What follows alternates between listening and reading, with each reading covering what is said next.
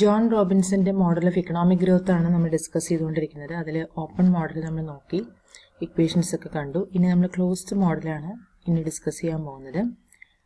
In a closed economy, the concept of golden age and platinum age are to be discussed.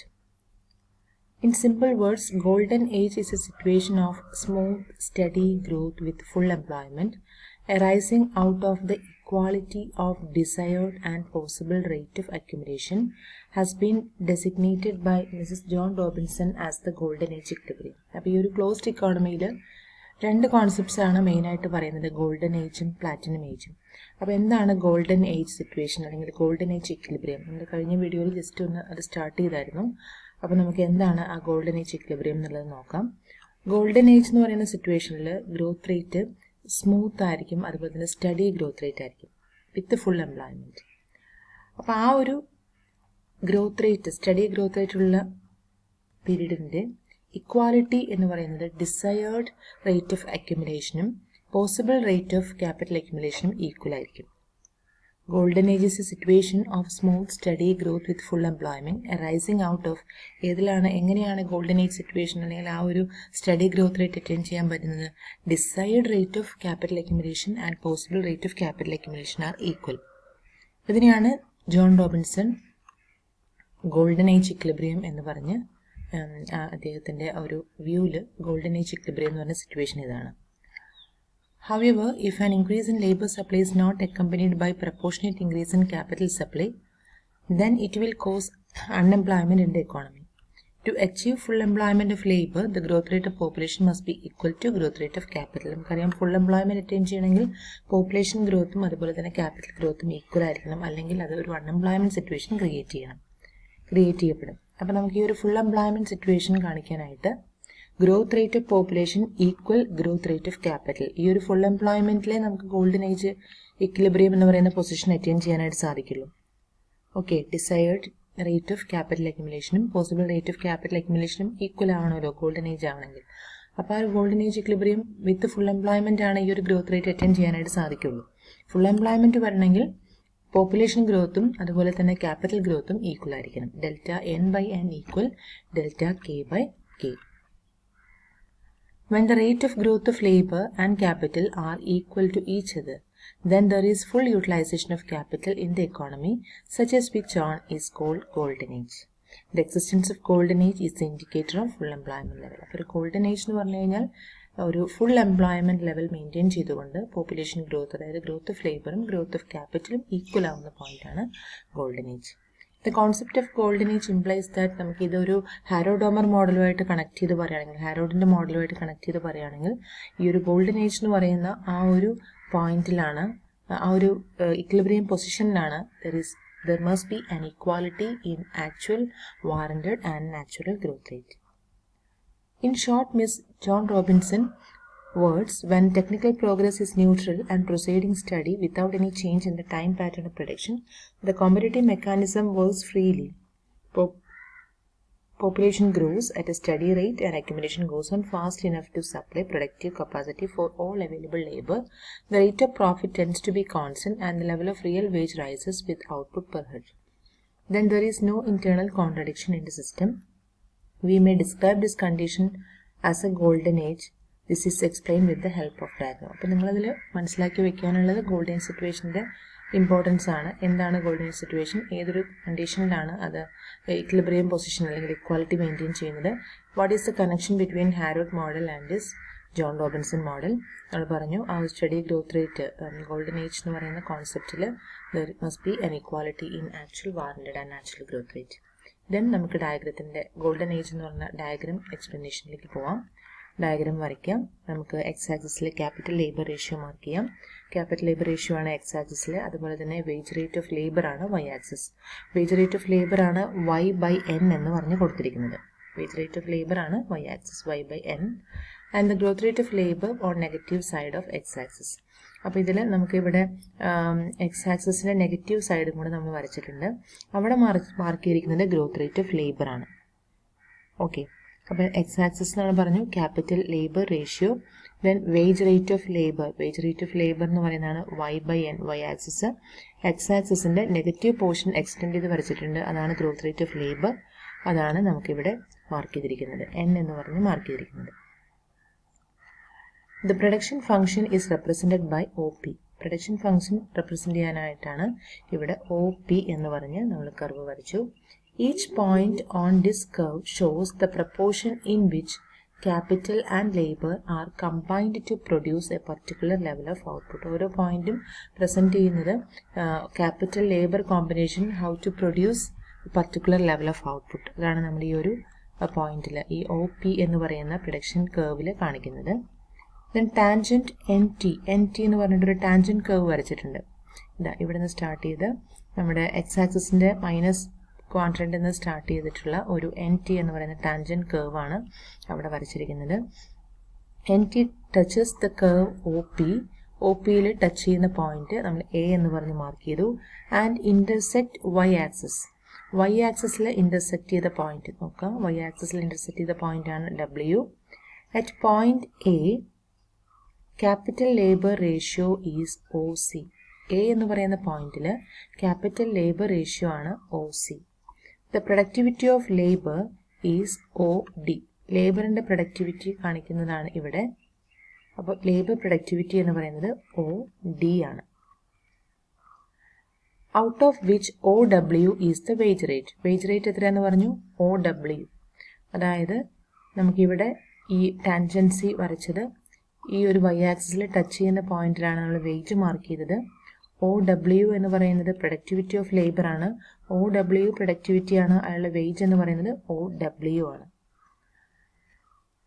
The surplus DW is the rate of return to capital. അപ്പോൾ DW എന്ന് പറയുന്നത് surplus ആണ്. Return of ക്യാപിറ്റലിൻ്റെ return ആണ് DW. Total productivity OD, then wage rate OW, balance DW ഉണ്ട്. ആ surplus ആണ് നമ്മൾ പറഞ്ഞത് rate of return to capital. The point A shows the position of equilibrium. A എന്ന് പറയുന്ന പോയിന്റ് ആണ് ഇക്വിലിബ്രിയം പൊസിഷൻ. നമ്മുടെ പ്രൊഡക്ഷൻ ഫംഗ്ഷനും അതുപോലെ തന്നെ ഈ ടാൻജൻസിയും കൂടെ ടാൻജന്റ് ആയിട്ട് വന്ന ഈ ഒരു ലൈനും കൂടെ ടാൻജന്റ് ആയിട്ട് വന്ന പോയിന്റ് ആണ് point A. Position of equilibrium because the slope of tangent NT എന്ന് പറഞ്ഞ് നമ്മൾ വരച്ച tangent point, the slope of production curve OP is the same. Production കർവിൻ്റെ സ്ലോപ്പും അതുപോലെ തന്നെ നമ്മുടെ ടാൻജൻസിയും ഈക്വൽ ആവുന്ന പോയിന്റ് ആണ് point A. Slope of production curve OP is the same. It can also be said that at A, the growth rate of capital delta K by K is equal to growth rate of labor. അതായത് A എന്ന് പറയുന്ന പോയിന്റിൽ growth rate of ക്യാപിറ്റലും growth rate of ലേബറും equal ആണ്. Point A നോക്കാം. ഈ ഒരു പോയിന്റിൽ ഗ്രോത്ത് റേറ്റ് ഓഫ് ക്യാപിറ്റലിൻ്റെ ഗ്രോത്ത് റേറ്റും അതുപോലെ തന്നെ ലേബറിൻ്റെ ഗ്രോത്ത് റേറ്റും ഡെൽറ്റ K by Kയും ഡെൽറ്റ N by Nയും ഈക്വൽ ആവുന്ന പോയിന്റ് ആണ് പോയിന്റ് A. അതുകൊണ്ട് തന്നെ നമുക്ക് പറയാം അതൊരു ഇക്വിലിബ്രിയം പൊസിഷൻ മെയിൻറ്റെയിൻ ചെയ്യുന്ന പോയിന്റ് ആണ്. ഇനി നമുക്ക് ഡെൽറ്റ N by N നമ്മൾ കണ്ടു. അതിൻ്റെ ഒരു ഡെറിവേഷനാണ് കാണിച്ചിരിക്കുന്നത്. അപ്പോൾ അത് നമുക്ക് ഈ ഒരു നമ്മുടെ ടേബിൾ വെച്ചിട്ടുള്ള ഡെറിവേഷൻ്റെ ആവശ്യമില്ല. ഡെറിവേഷൻ അല്ലെങ്കിൽ അതെങ്ങനെയാണ് ഡെൽറ്റ N by N കിട്ടിയെന്നുള്ളത് കൊടുക്കേണ്ട ആവശ്യമില്ല. അപ്പോൾ ഇത് നിങ്ങൾ മനസ്സിലാക്കി വയ്ക്കാം. ഈ ഒരു പാർട്ടാണ് ഡെൽറ്റ N by N. അപ്പോൾ ഈ ഒരു ചേഞ്ച് ഡെൽറ്റ K by Kയും ഡെൽറ്റ N by Nയും ഈക്വൽ ആവുന്ന പോയിന്റാണ് പോയിന്റ് A എന്നുള്ളത് മനസ്സിലാക്കി വയ്ക്കാം.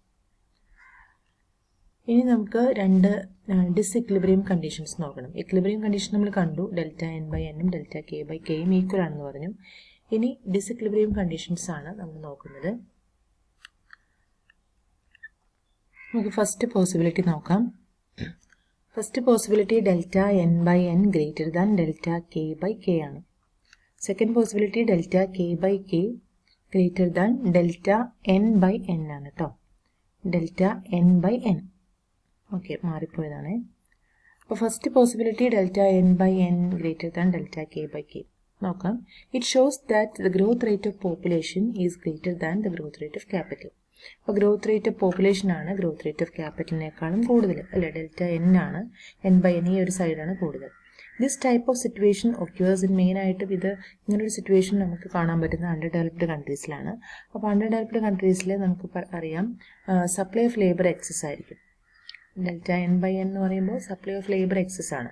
ലേബർ സപ്ലൈ എക്സസ് ആകുമ്പോൾ ഓട്ടോമാറ്റിക്കായിട്ടും മണി വേജ് റേറ്റ് ഫോളോ ചെയ്യും.